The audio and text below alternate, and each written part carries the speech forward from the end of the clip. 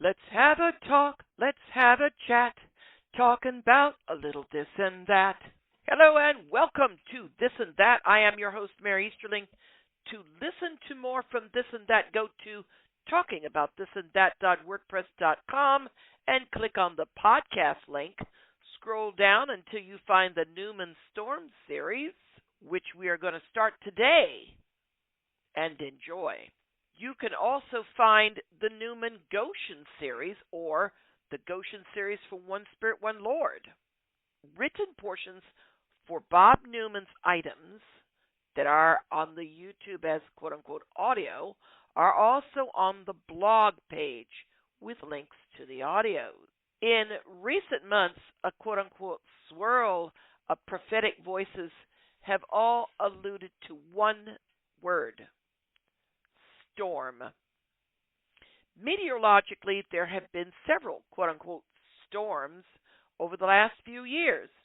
If it hasn't been a hurricane that went somewhere it shouldn't have and created a massive flood, then it was the Santa Ana winds that, to what might be a power line short and created a fire, became a lot more.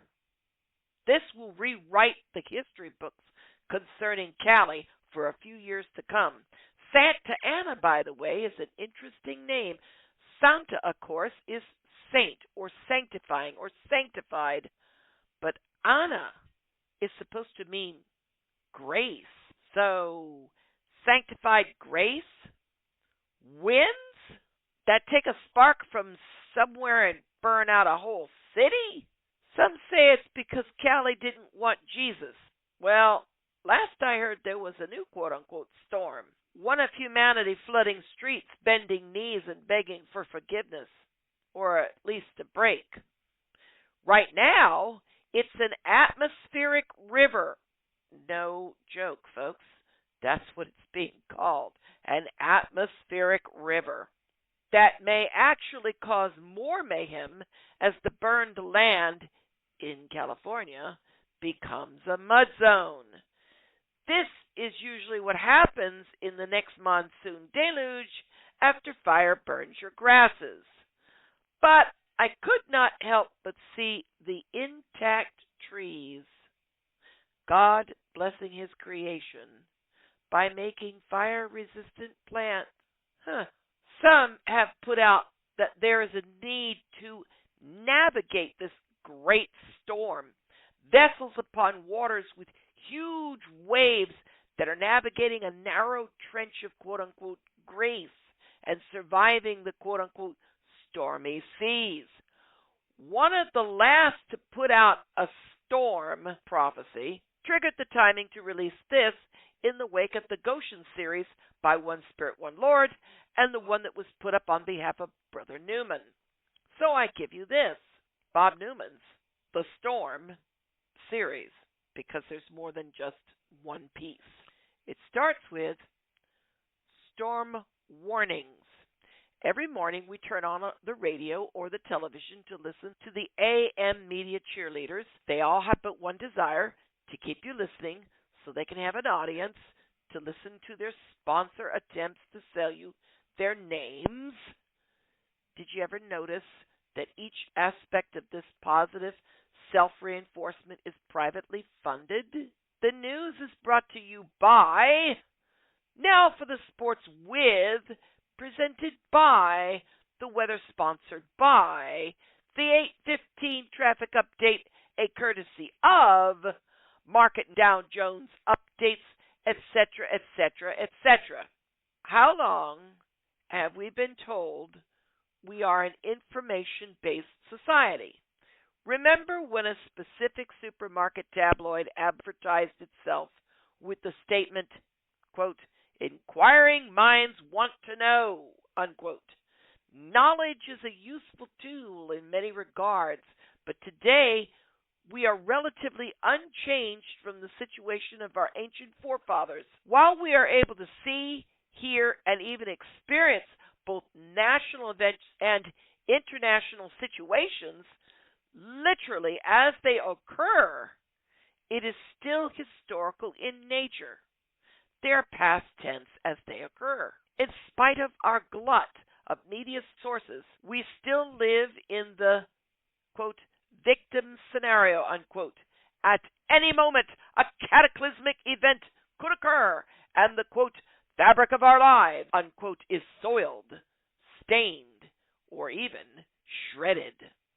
Take a week to study any television news desk, NBC, CBS, CNN, ABC, whatever, whoever. They are all generic in essence, having the same assets, sources, technology. Their only difference, if one may call them that, is their somewhat inexhaustible source of noted aspects. Each news source appears to have a quote-unquote noted expert, an quote-unquote esteemed statesman, a quote-unquote renowned specialist who can discuss each sudden change in events almost as they occur. Imagine having a stable of sources as diverse and specific in their fields as CBS has, or NBC, or CNN, or ABC. Before the dust settles, they have a source of information who will be able to quote-unquote spin the data as you receive it. Helpful, is it not? But information with the appropriate commentary is still historic in nature. In spite of all our effort, of all our technology, we are helpless in the face of the catastrophic. Little has changed in the last 6,000 years, it seems. All our efforts to study, to categorize, to theorize the patterns of nature and the random acts of man does little to warn us of what will happen.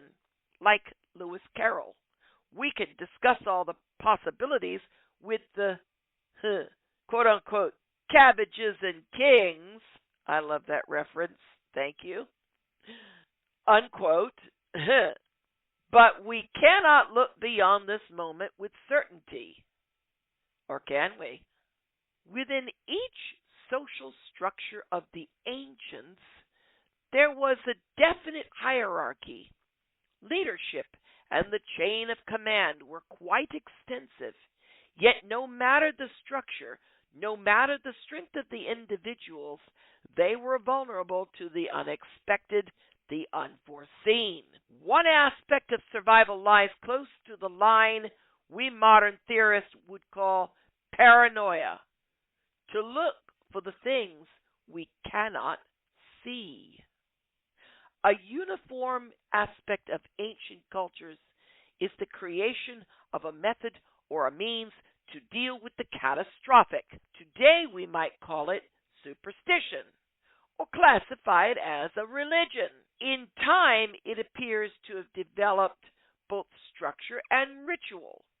The quality of the structure and extensiveness of their external ritual depended upon their record of success. Basically, the longer the culture society survived, the higher in status and more ingrained in their lifestyle became their ritual.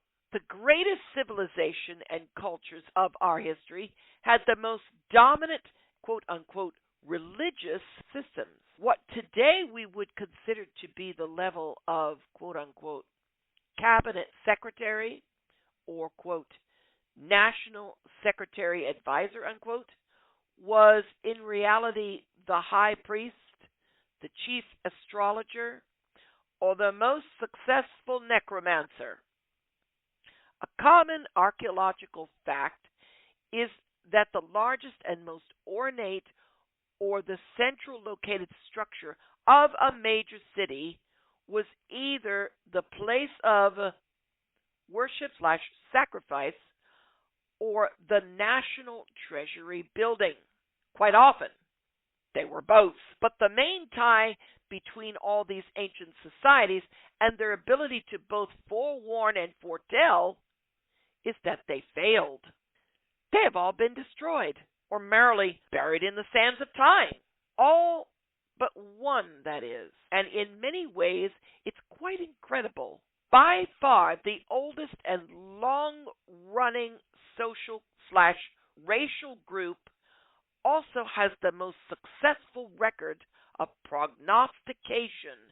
In fact, their historical and religious writings are extensively prophetic in nature, prophecies that come to pass, and prophecies yet to be fulfilled. The ancient Hebrew nation, alive today, direct and indirect descendants, have given us a great library of commentary and philosophy based on the Tanakh.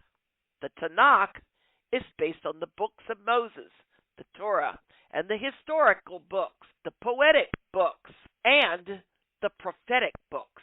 Yet in every single book, whether the law, the Psalms, or the history of the kings, there are a set of integral characters. In the ancient language of the Hebrews, they were called, quote-unquote, Nazi.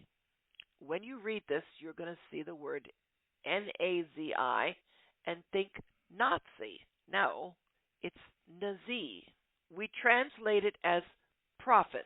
A single prophet, or quote-unquote Nabi, seems to appear at each major inciter in Hebrew history. Moses was a quote-unquote Nabi. King Saul, David, and Solomon were also prophets.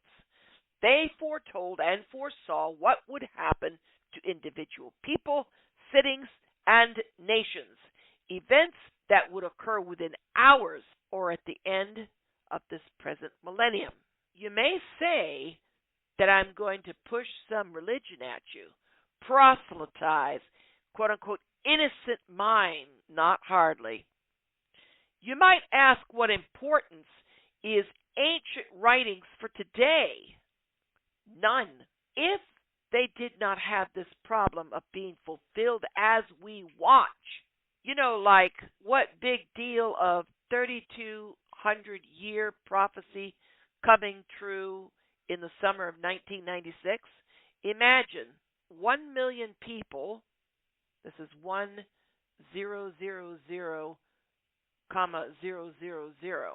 so it's either 100,000 or a million. I am not good at reading numbers. Wish you'd put the word in. But all right. Imagine X amount of people dead, world power shifts, economic collapse. Yeah, bummer, unless it involves you. Hillary Clinton, heard of her? Got involved in a book recently about a quote-unquote global village. Interesting concept.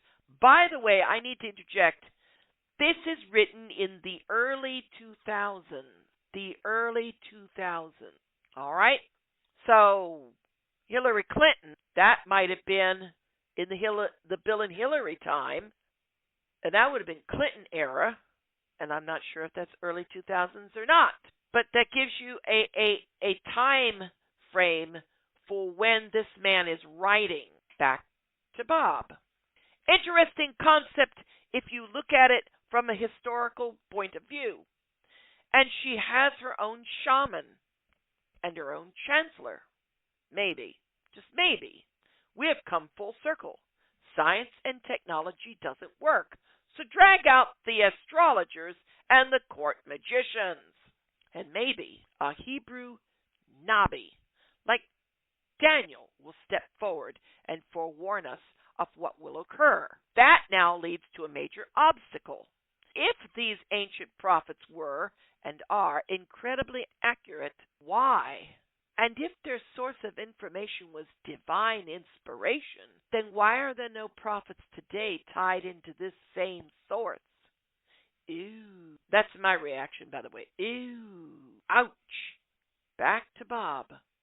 Bob writes, today we have numerous groups that describe themselves as descendants of those, quote, divinely, quote unquote, established roots. And from these roots, we have the extremely numerous and non-aligned religions that we call Judaism, Catholicism, Christianity, Islam, Baha'i, Mormonism, Scientology, etc.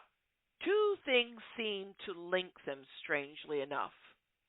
all seem to be divinely inspired in origin, and all currently deny present inspiration or revelation. A true Nabi stepping forth today would be as threatening to the status as Elijah was in Ahab's court. Let me say that one again. A true Nabi. A Nabi is one to whom you read, and the word of the Lord came to so-and-so. That's a Nabi. They hear the word. One of Bob's nicknames is Shmuel, meaning heard of God. You could take it the other way. Someone who hears God. That's a Nabi. And if a true Nabi stepped forth today, they would be considered as threatening to the status quo of what? As Eli was in Ahab's court? Bob writes, likewise, the ancient prophet Hosea stated the word of the divine, NIV will tell my servants, the prophets. Then again, according to the great prophet Isaiah, who states, I am God and there are no others, I change not. I tell the end from the beginning, I am about to do a new thing, so you can't claim previous knowledge. All of these are in parentheses, and yes, all of these are things that God said to Isaiah. Yes, Bible Hub. I am God and there are no others. I change not. I tell the end from the beginning, I am about to do a new thing. Go Google them. Go Bible Hub them. Go any hub them. Go look. Isaiah will take credit for every last one of those things being said to him by his quote-unquote source. That's my interjection. Bob writes, historically, we can see the accuracy level of these prophets.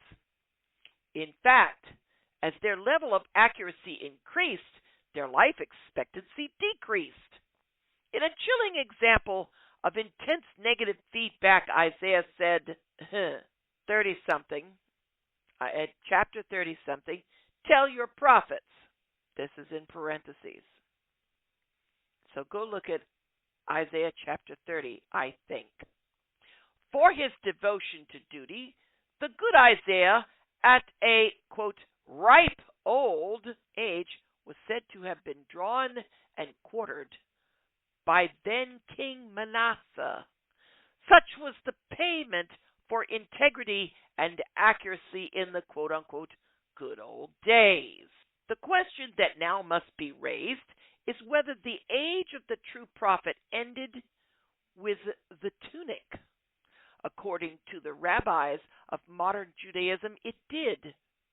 Christian and Islam scholars disagreed.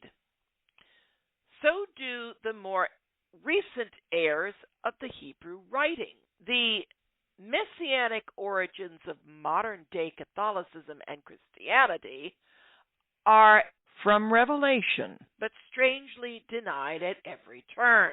Remarkably, the documents called the New Testament speak of the fulfillment of ancient prophecy in the birth, life, death, resurrection of Yeshua ben Yosef, the one called the Christ, Jesus.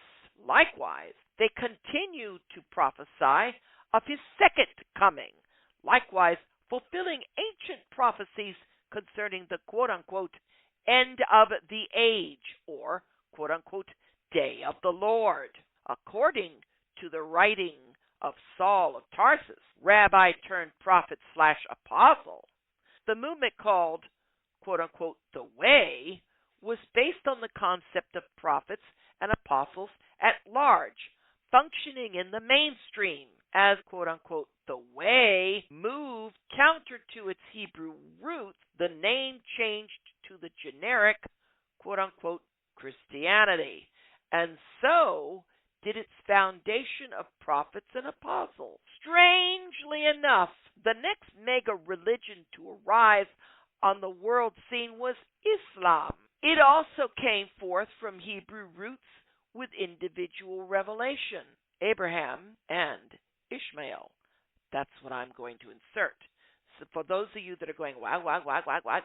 Abraham had two boys. Isaac, Yitzhak, is the child of promise. Ishmael is the bondwoman's kid.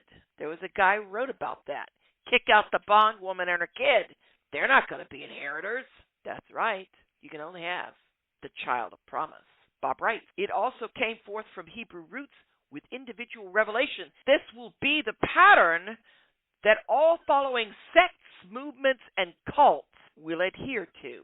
While its roots appear to be Hebrew, its writings basically refute and counter all that is modern Judaic in nature. But what is interesting in these writings called the Quran is that they acknowledge Abraham, Moses, and Jesus as their major sources of prophecy. Yet the Quran is basically devoid of prophecy, except when it speaks of the quote-unquote end times scenario. I'm going to say something. Isn't it interesting? Everybody and every religion has got something to say about the end times. I mean, I don't know. Bob writes, and the two main characters is the return of Jesus, the prophet of Nazareth, to defeat the great Satan and to restore the ancient nation of Israel, and the arrival of a new person of which little is said. He's called the Mahdi. The Mahdi. Of the three great present-day monotheistic religions, all speak of, quote-unquote, the end times, but only one speaks of functional prophets in their foundational writings. Yet all would look to see a divinely directed N-A-B. The clincher is that in recorded prophecies of this Jesus and the apocryphal writings of one John the Revelator, this would be part of a scenario prior to his return. But what else did he speak of to look for? What storm would be seen to forewarn the events spoken of, but so easily ignored? And in our next episode, we will have the coming storm. Until then,